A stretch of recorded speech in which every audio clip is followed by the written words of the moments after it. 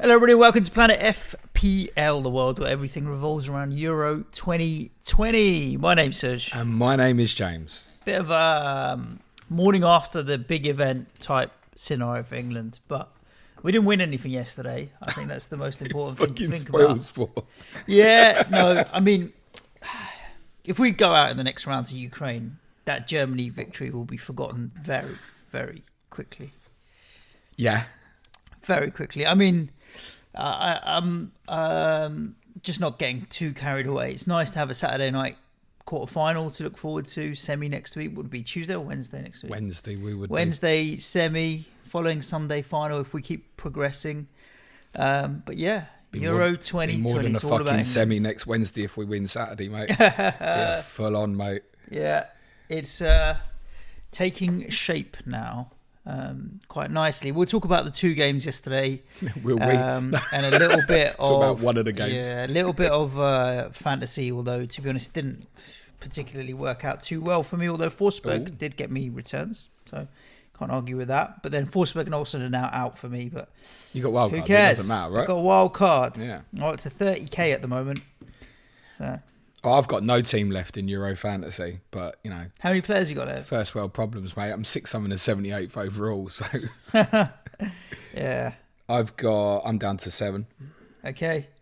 So 3 will get you to 10, 3 transfers. Yeah, I'll take -4. And get to 11 players. Well, I say get to 11. The reports I've read this morning is that Brady probably won't start for Italy, but then he'll probably come on a sub. Yeah. So, yeah, I'll go -4. And it's probably going to be 3 England players and 1 Spain player, I should imagine.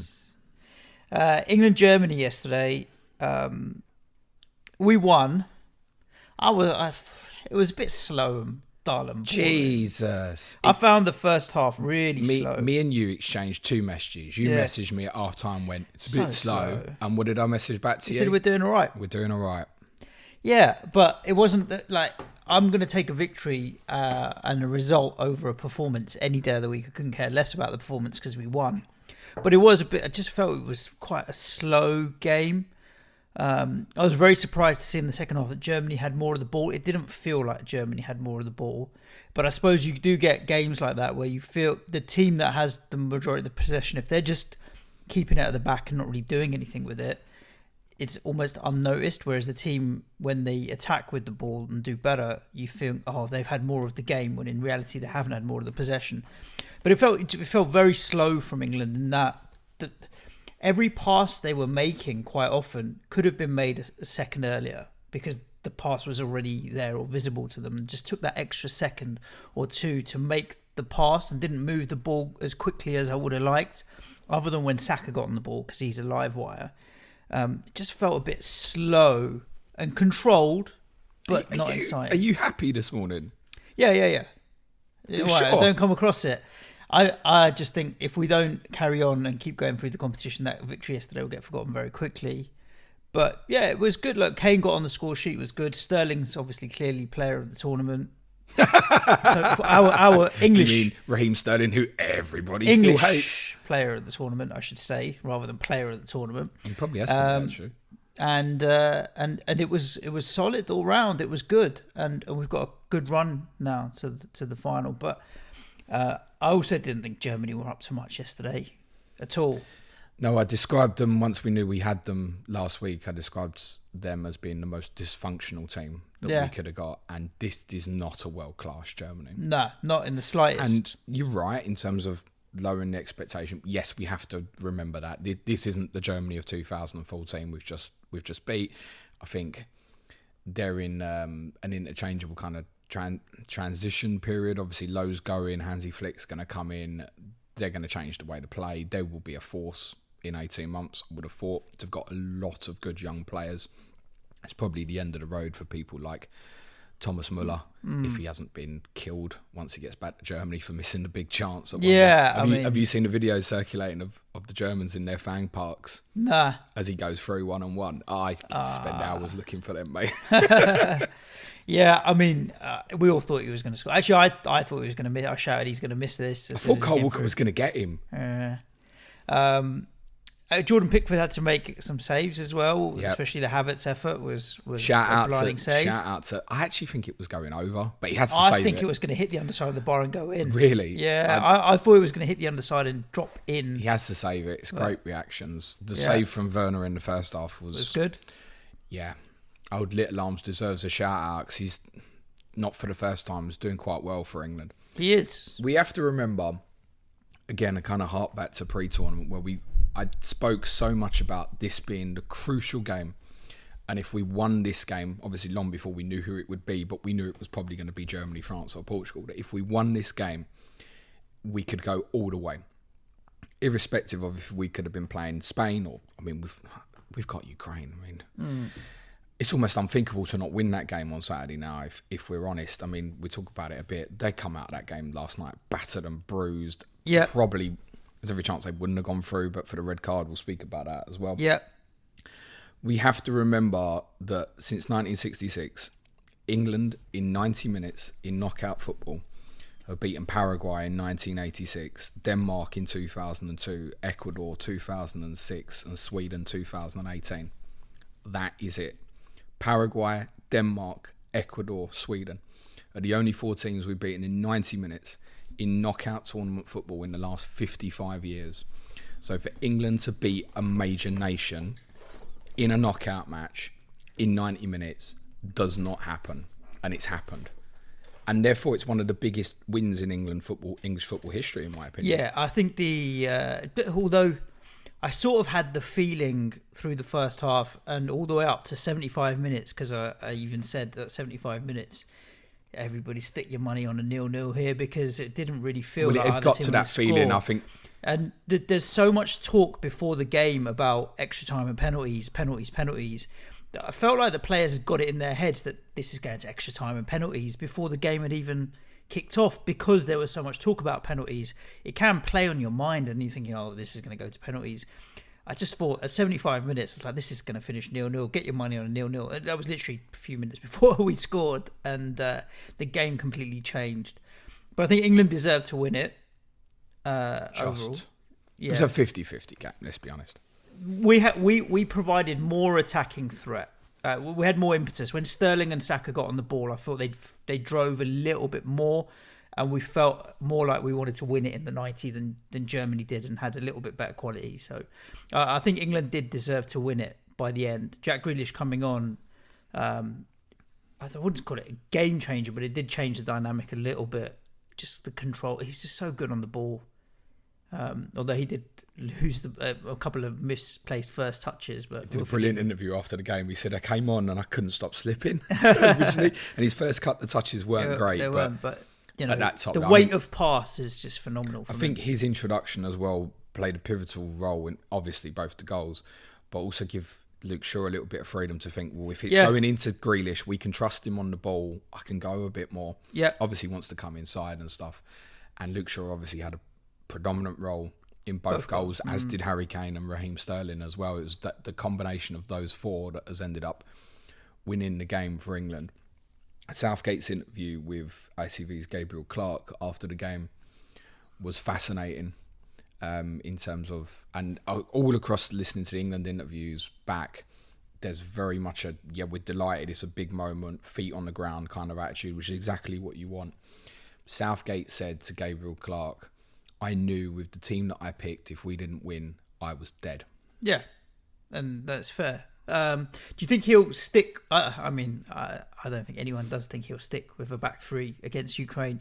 I think we can afford to just switch to a 4 and have that extra attacker, be it Grealish in that number 10 role. If the only change we made was dropping Trippier, switching to a back 4 and playing Grealish in a 10 role, I think fine, crack on. I would have thought it probably will be a back 4. I wouldn't be surprised if it's a back 3. I think if it is a back 3, there'll be different personnel. Like I wouldn't be surprised if Ben Chilwell played, if we played back 3 again, for example. I mean, Luke Shaw's brilliant. But I think we have to accept now, and this will be the same, whatever team he picks on Saturday, people are going to moan again. For us to go all the way now, it's 4 days. Now, for the modern Champions League playing footballer, that's fine, particularly after they've just had a week's break, right?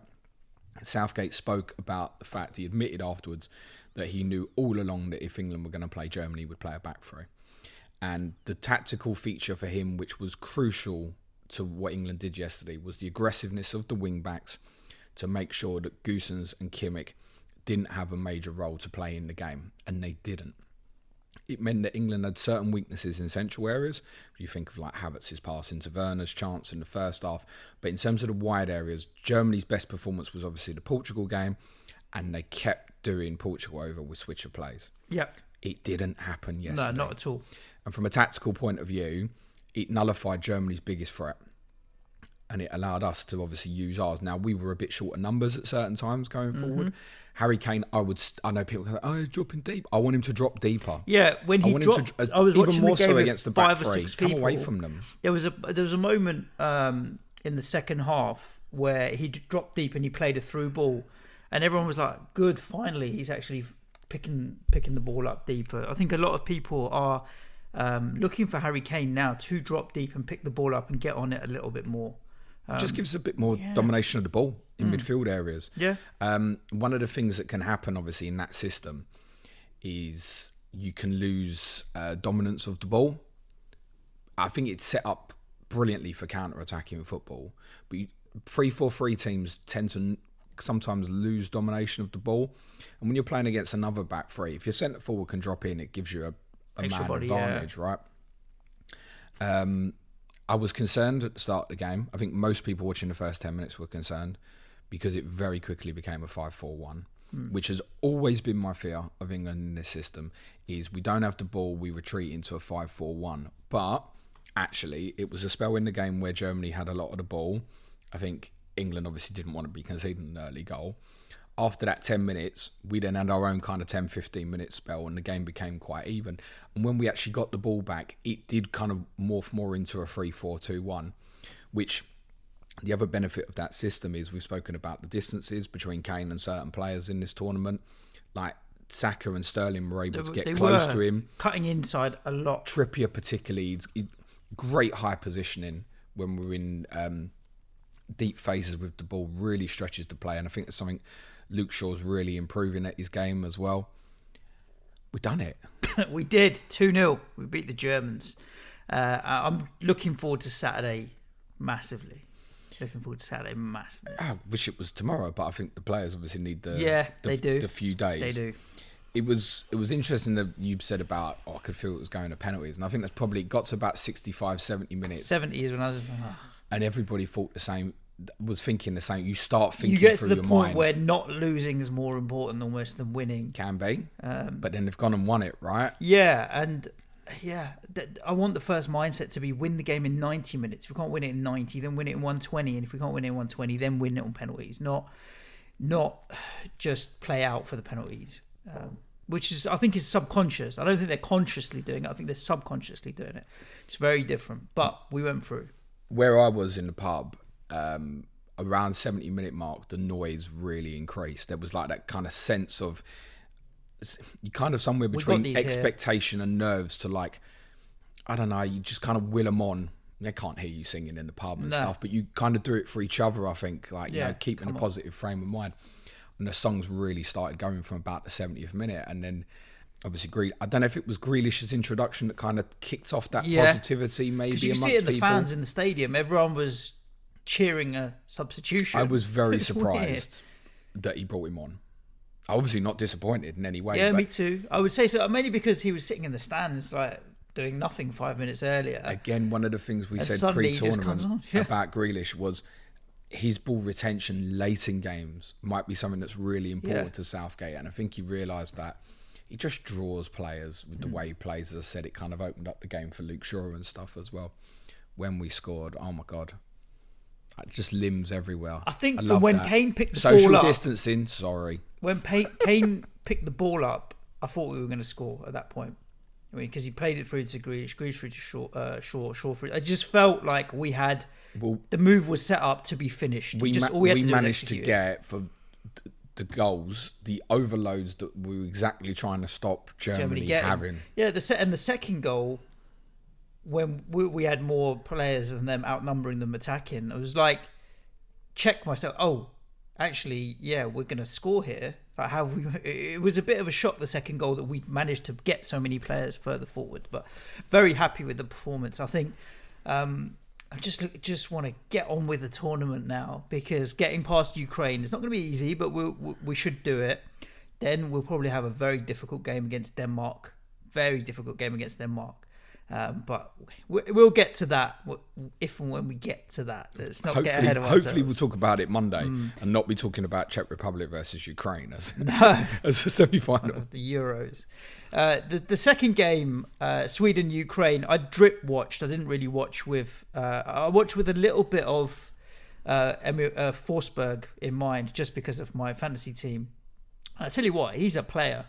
He is, yeah. He's a very good ball-carrying midfielder with just attacking threat, but just general good all-round passing game. He hit the post twice. I was counting my points, mate. But in the end, it was just the goal, wasn't it? I watched the first half in the pub drunk. Yeah. Messaged the missus and went, tape this for me. Yeah. And I watched the rest of it when I got home. Struggled. I was like, no interest. I'd said this to you yesterday. Like, who's going to give a shit if we win in terms of watching the game? It wasn't a great watch. No. I think it was two teams that were a little bit more in fear of losing than winning. Ukraine played a 5-3-2, Sweden more of a 4-4-2. Forsberg, the outstanding player, absolutely right. Little bit of a disappointment to lose him from the tournament, but I'm not disappointed that England don't have to play against him at the weekend. No, I think we really could have done some business to Sweden's left-hand side if we had played them, actually, because he wants to come in off that space. Ukraine is probably going to be which 11's going to turn up for them on Saturday. He's very unpredictable. Yeah, I mean, 120 minutes. And they picked up multiple injuries last night, and it was a brutal 120 minutes. So Yarmolenko picked up a knock. I mean, the only one we could be certain is Zinchenko will obviously definitely play. He's crucial, scored and assisted. It's not the worst fantasy option at 5.5 if you think they can stop England, obviously. I don't think from a fantasy perspective most people would be looking at Ukraine. From a fixture point of view, I mean, if you was picking one of the opponents from the last 8, this is the one you'd pick for England, isn't it, I think? Yeah. I think so. You've got to be confident of doing it. Obviously, Czech Republic I'd take as well, but maybe we played them once. I think save them for the semis. I think they're better defensively, and they're a powerful team, aren't they? You know, if the game becomes niggly and you give away a lot of set pieces, we spoke on Monday about them being unapologetic in wide areas where they want to get the thing into the box as quickly as possible when they get it wide. Ukraine want to play through the lines. I think they give you opportunities. I think it's part why they ended up with a 5-3-2 last night. I wouldn't be surprised if that becomes a 5-4-1 against England. I expect them to go defensive. We'll have a lot of the ball on Saturday. We're going to need to be patient, but we should have the quality. Like yourself, I think we will probably go to a back four, and I think there could be a number of changes in the team. Like, I wouldn't be surprised if Reece James, Ben Chilwell played. I think we can expect Mason Mount to come back in the team. Ahead of who? Well, I just think that it might be a fitness thing. Like, I wouldn't be surprised if Henderson played instead of Rice or Phillips, just to give one of them a bit of a break, actually. I think you can afford to take that chance. Yeah. I mean, we're talking about the likes of Mount, Grealish coming in for Rice or Phillips or whoever else. Talking about the likes of Sacco coming in for Saka. We're not making the team... Saka? Sancho for Saka. Yeah. We're not making the team inferior, or even Foden dropping in or whatever. I think Kane and Sterling probably will start. Yes, definitely. The rest, yeah, I've got no issue with dropping Rice or Phillips to give a bit of rotation, give minutes to the others, rotate the fullbacks. Got no problem with that. But Stones and Maguire, just keep playing them. Let them keep building their partnership. They were great yesterday. The pair of them. Decent. I think old Slabhead, he needs to do a bit better in front of goal. He had chances, didn't he? He did. He needs to do a bit better in front of goal. But defenders don't often score goals, so yeah, I think keep the back centre backs as they are. I'm not fussed what you do with the wing backs. Rotate them if you want to give the others minutes.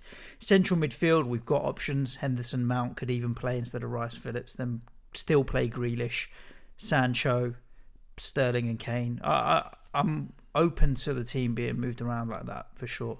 Yeah, and I think there will be changes from a fantasy perspective. I think Raheem Sterling at 9.7 is probably the first go-to here, isn't he? 3 goals in 4, and it's something like 16 and 16. Yeah, Maguire for me as well because of the threat at set pieces. I'm all for Harry Maguire. I think the outstanding one defensively is probably Luke Shaw, who's 6.1. But I'm a little concerned. I'm not concerned about him. I'm concerned that Chilwell might play. Actually, we've obviously seen Southgate play around with the fullbacks already. He changed them from the Croatia game to the Scotland game when we had close games together, and it might be that he thinks, do I want to play? I presume Kyle Walker would go back to right back, but does he want Shaw to play Tuesday, Saturday, Wednesday, Sunday if we're going to go all the way? And I think there's a chance that he could end up playing Ben Chilwell possibly at left back. So I think Maguire, Stones, Pickford, safe as to go for an 8. I could easily go with those 3. Yep. And go with the blanket defence. It's not a dumb move. England haven't conceded a goal in the tournament so far. So I think there's no issue with going blanket on the defence, and I think credit to Rice and Phillips for giving that defensive coverage what they needed to not concede a single goal in the tournament so far. Talking about these quarters now, so we've got Italy, Belgium, and just layering in and sprinkling in a bit of fantasy strategy as well.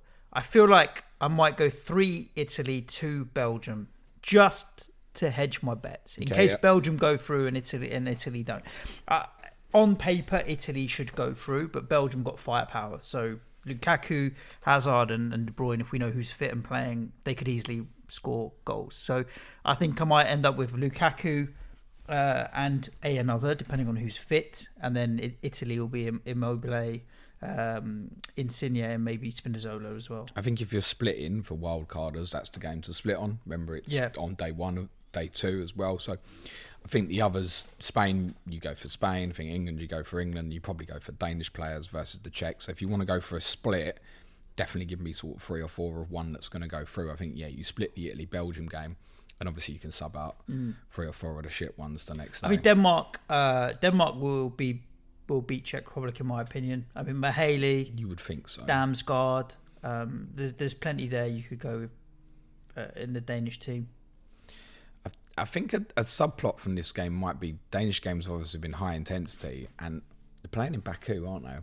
Which it's I think it's 8 o'clock local time. It shouldn't be too hot, but I just think the whole stadium vibe, it's so far from the pitch, etc., probably leads to a slower game, which might actually suit the Czechs a little bit. It would be up to Denmark to keep bringing that intensity to their performance. I don't think it's straightforward that they beat Czech Republic. I would expect them to. And if I was wildcarding, I would definitely be going Denmark players over Czech players. I'm not convinced that it's straightforward. I think the setting won't suit Denmark. No. I'm going to predict a Denmark 2-1, I think, in that one. Can we talk about red card decisions yesterday? Oh, yes.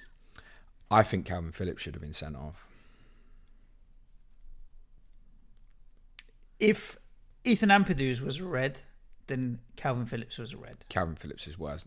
It's worth saying that Ampadu's wasn't VAR'd for a red. It was given as a red and then not overturned. Yes. I thought they were similar in terms of type of tackle, where they hit them on the ankle and stuff. I think it was a red card. Why was it not given? Intent? Well, I knew at the time that if it went to VAR, he was getting sent off. Okay. Clear. Why was it not given? I don't know. And for me, it's a red card. It's over the top of the ball. And they're the sort of unforgivable ones, because those are the ones where you'll break a player's leg. Yeah. Where if you go over the top of the ball and there's someone else is coming from the other side to the ball, it's that straight leg action that's going to get someone and really damage someone. Whereas the Danielson one last night, which I know why they sent him off. And I was listening to Martin Olsson, who used to play for Sweden on BBC Sounds podcast on the way in this morning, who used to play for Sweden. He was saying he thought it was a red card just because the sheer damage that was obviously done to the Ukrainian player was obviously not faking it. I mean, he'll do well to play again in this tournament. When you saw the slow-mo of the contact, it's a horrendous collision. But all he's done is clear the ball. Yeah. Who was it for West Ham? Was it Balbuena when he cleared the ball? Well, the difference between that one is Balbuena obviously cleared the ball and he's kind of cleared through and then he's come down onto someone. Yeah. Whereas with this one, he's cleared the ball at a really Balbrena was on the floor, right? He was. In Danielson's case, he's cleared the ball at kind of a chopping angle. A sideways he's stretching for it. Type style. And obviously, it's what I say about those straight leg ones are going to really damage people. Now, I just think it was a purely accidental collision. I think it influenced the final result. To the extent I don't think Ukraine would have beat Sweden. They might have beaten them on penalties, but I don't think they would have beaten them in extra time. I thought it was incredibly unfortunate, but I also understood why he was sent off. Yeah, I think the general consensus on social media when I looked was probably 8-2 shouldn't have got sent off to got sent off. I think the majority of people felt that it was harsh, but there were plenty of people as well, maybe 20-30%, that did say it was a red, tough, take it as it is. So, difficult. They obviously went that route under the endangering opponent, which it does. Unfortunately, and that's why once the refs got told to look at it, it's inevitable that it's a red card, absolute certainty. I just thought it was really unfortunate and unlucky, but I also thought they weren't great last night, Sweden. Watching it through my drunk eyes, I felt it was only when the ball went in and around Forsberg you felt like stuff was going to happen. He was going to be able to create something. I thought Isak was a bit disappointing. I'd expected more from him, kind of seeing this explosive player at the start that has obviously ended the tournament without scoring. It's got brilliant potential, but it only felt like it was going to come through Forsberg if they won the game. Ukraine, I mean, Yarmolenko's the danger man, I think. Yeah. For them, his attacking returns are mad. It's another reason makes me think that Shaw might stay in the team, because Shaw will go and be aggressive against him, and Yarmolenko probably won't like that. I think Shaw will know how to play the game against him. Otherwise, we really should be beating these. They're average, let's be honest about it. But England have lost to average before. Yeah. Iceland. We don't need to look back far to remember how quickly we can fuck things up. This team just feels different. Going back to, they're all likeable players. Everyone in that squad is a likeable character, a likeable player. Love them. I think I'm going to end up, and we'll talk about this more tomorrow and the day after, with 3 Italians, 2 Belgians, 4 English, 3 Danes, that takes me to 12, and 3 Spanish. I think I'm going to be 4 Italian, 2 Danish, 4 English, 1 Spanish for a -4.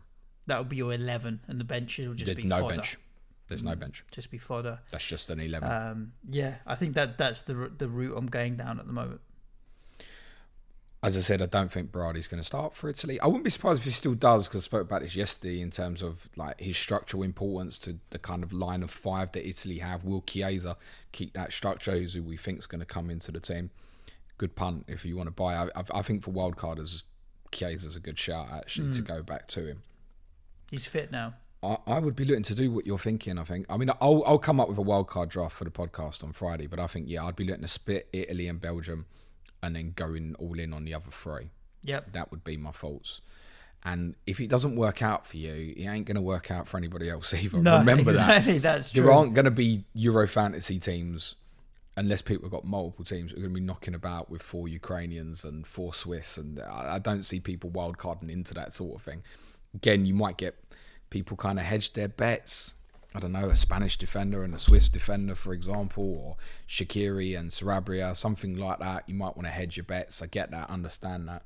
But I think Italy, Belgium's the one where you hedge your bets. Do you get points? Is it a 3rd, 4th place playoff? No, only in World Cups, mate. Right, okay. Fair play.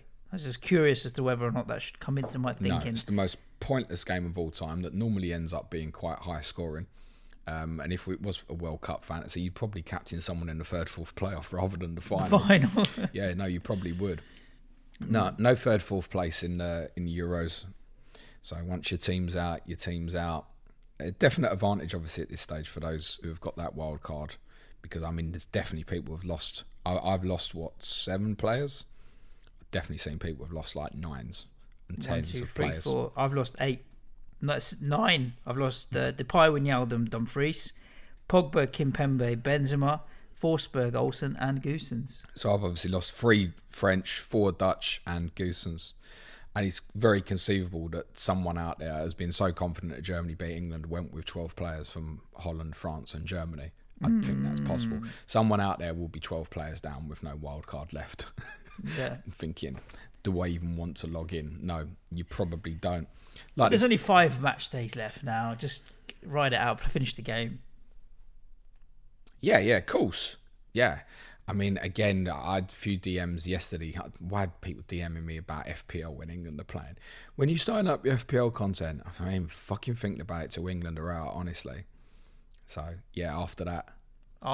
Probably be takeover week from our takeover content creators rather than us, and then we'll do it afterwards. Week, yeah. Shout out to Germany as well for taking a knee prior to the game, by the way. Agree with you. You'll notice one of the things we haven't mentioned is the whole, it's Germany. Like, I think that win yesterday, this feeling we have now, for the majority of us, would be the same if we'd have beaten France, Italy, Spain, Portugal, Belgium, any of them that had put us in the same position.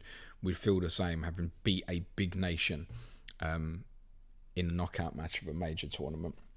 We do have a lot of German listeners. Is there anything you want to say to them? Chin up, because I think they've got a bright future. I think ours is brighter, to be honest with you, looking at the squads that we have. But chin up, you know what I mean? We chin up. We've been there before, and so have Germany. So have Germany. They've been out in group stages tournaments. They've beat us loads and then of come times. back and won tournament. So, yeah, nothing. But I do think time for a bit of change. The likes of Cruz and Muller and co. I think it's time to. They'll come back strong. They'll be a better team under Hansi Flick. I'm absolutely certain of that. But yeah, chin up. I mean, yeah, that's it. You don't want to sing to them? No. Auf Wiedersehen. Auf Wiedersehen. No. Love you guys. Indeed we do. I think that's a perfect way to say ciao for now, almost, but in the wrong language. Subscribe to the podcast wherever you're listening, if you don't mind. If you sign up to Patreon today, you get July 3rd. Is it kind the 30th of pointless. today? It's the 30th today. It's Wednesday. So do what you need to. Subscribe, sign up, whatever you want to. But most importantly, enjoy the victory from yesterday and stay safe. Ciao for now. Thanks, everyone. Have a great couple of days. Be nice to each other. Auf Wiedersehen. Cue music, please, man-child.